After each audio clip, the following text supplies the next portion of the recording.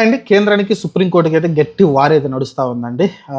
మాది పై చేయి అన్న థాట్లు అయితే వెళ్తూ ఉంది. ఇది మంచిది కాదు, ఇది మంచి పరిణామం కాదు. ఎప్పుడైనా రెండు కలుపుకొని లేకుంటే కోఆర్డినేట్స్ తోటి ముందుకెళ్తూ ఉండాలి. ఇక్కడ చూసుకుంటే ఏమవుతుందంటే చర్చనీయాంశం ఏంటంటే గవర్నర్లు ఎవరైతే రాష్ట్రపతి కావచ్చు లేకుంటే గవర్నర్లు కావచ్చు, ఏదైతే మనం పార్లమెంట్లో కావచ్చు లేకుంటే లోక్సభ అనుకోండి, లోక్సభలో మనం ఏదైతే బిల్లులు పాస్ చేస్తామో లేకుంటే అసెంబ్లీలో బిల్లులు పాస్ చేస్తామో ఆ బిల్స్ అనేవి గవర్నర్ దగ్గరికి రాష్ట్రపతి దగ్గరికి వెళ్తాయి.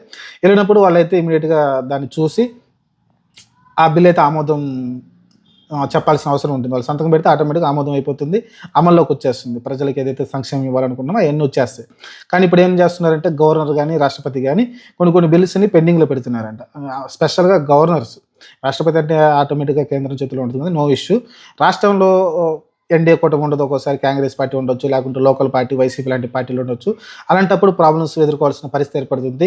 బీఆర్ఎస్ పార్టీ ఉన్నప్పుడు తమిళిసై గారు అయితే ఎన్నో బిల్లులు ఆమె దగ్గర పంపిస్తే ఆమె సైన్ చేయలేదు.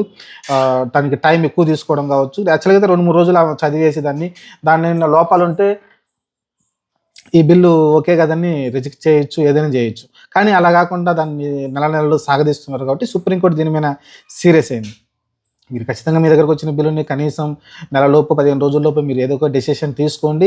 అది మీకు కనుక నచ్చకపోతే రిజెక్ట్ చేయండి. రిజెక్ట్ చేస్తే ఆటోమేటిక్గా అది రాష్ట్రపతికి వెళ్తుంది, లేకుంటే రాజ్యాంగ ధర్మాసనం దగ్గరికి వెళ్తుంది. దానిలో లోపాలు ఏమైనా ఉంటే సరి చేస్తారు, లేకుంటే ఇది వర్కౌట్ కాదని అది అయిపోతుంది. కానీ అలా కాకుండా వీళ్ళ గవర్నర్లే వాళ్ళ దగ్గర పెట్టేసుకొని కేంద్రం చెప్పిన మాటలు వింటూ ఆ బిల్లును పాస్ కాకుండా అయితే చేస్తూ ఉన్నారు. కాబట్టి తమిళిసై చాలా వరకు అలానే చేశారు ఆమె గవర్నర్గా ఉన్నప్పుడు తెలంగాణలో.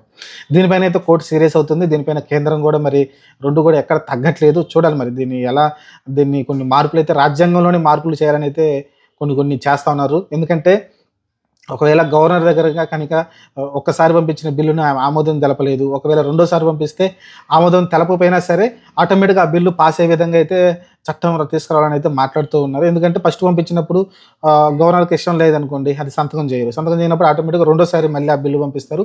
పంపించినప్పుడు ఆమె సంతకం చేసినా చేయకపోయినా ఆటోమేటిక్గా ఆ బిల్లు అయితే అమల్లోకి వస్తుంది. ప్రజల్లోకి అయితే అసంక్షేమం కావచ్చు, ఏదైనా ఒక సంబంధించిన చట్టం అయితే అమల్లోకి వస్తుందండి. ఈ రకంగా అయితే ప్లాన్ చేస్తున్నారు. మంచి విషయం. ఎందుకంటే యాక్చువల్గా గవర్నర్లు అనేవాళ్ళు అది రాజ్యాంగం తరపున వచ్చిన వాళ్ళే తప్ప ప్రజల నుంచి ఎన్నుకొనబడిన వాళ్ళు కాదు. ప్రత్యక్ష ఎన్నికల్లో వాళ్ళు ఎన్నికైన వాళ్ళు కాదు. రాజ్యాంగం ఇచ్చిన అది కలెక్టర్ కావచ్చు, వాళ్ళందరూ కలెక్టర్ అనుకుంటే వాళ్ళు చదువుకొని వస్తారు, రాజ్యాంగం చట్ట ప్రకారం వాళ్ళు నడుచుకుంటూ ఉంటారు. గవర్నర్ కూడా అలానే ఉంటాడు.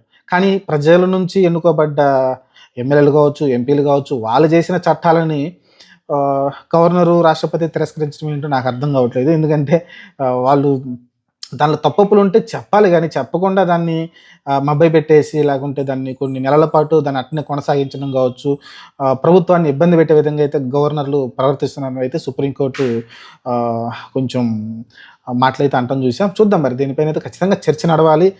గవర్నర్స్ ఎవరైతే ఉన్నారో వాళ్ళు ఇలా ప్రవర్తించడం కరెక్ట్ కాదు, కేంద్రం తొత్తుగా ఉండటం కాదు. ఆ చట్టంలో నిజం ఉంది, నిజాయితీ ఉంది అనుకుంటే ఇమీడియట్గా మీరు దాన్ని శాంక్షన్ చేయాల్సి ఉంటుంది, సంతకం పెట్టాల్సి ఉంటుంది.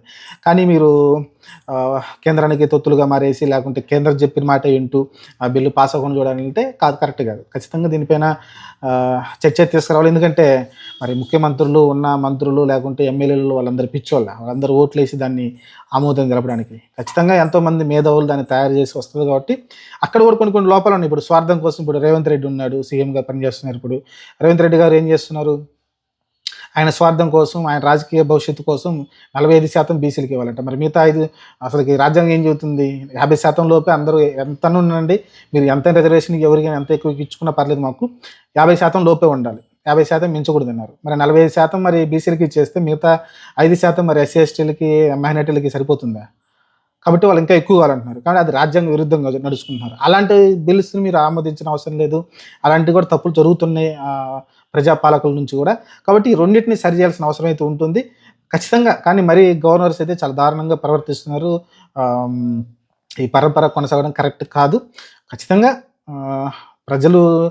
ప్రజలు ఎన్నుకొని పంపించిన నాయకుల్ని, వాళ్ళు చేసిన బిల్లుల్ని వీళ్ళు ఆమోదించకపోవడం అనేది కరెక్ట్ కాదు. ఖచ్చితంగా ఆమోదించాల్సిందే. దానిలో తప్పులు ఉంటే దాన్ని సరిచేయండి. ఇలా ఉంది దాన్ని మార్పులు చేయమని చెప్తే బాగుంటుంది. కానీ అలా ఏం కాకుండా మీరు దాన్ని ఎక్కువ రోజులు కొనసాగించడం మంచిది కాదు, సైన్ పెట్టకుండా.